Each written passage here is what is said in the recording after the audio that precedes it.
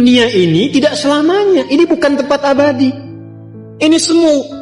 Dan kehidupan kematian yang berlangsung di dunia itu sejatinya memberikan kesan kepada kita untuk belajar. Kumpulkan bekal bagaimana caranya di dunia ini berhasil, di akhirat meraih kemuliaan. Itu yang dimaksudkan surah Al-Mulk itu. Surah 67 di ayat yang kedua. Walladzi khalaqal mauta wal hayata liyabluwakum ayyukum ahsanu amala. Ahsanu itu isim tafdil. Ya, dari kata hasanah tadi. Jadi kita mengumpulkan hasanah, tapi orientasinya akhirat. Dan untuk mencapai ke titik itu, Allah berikan bentangan jalannya disebut dengan ibadah. Karena itu ketika Allah memerintahkan kita ibadah dalam bentuk fi'il amr, itu sebetulnya saking sayangnya kepada kita. Kalau nggak sayang nggak akan diperintahkan.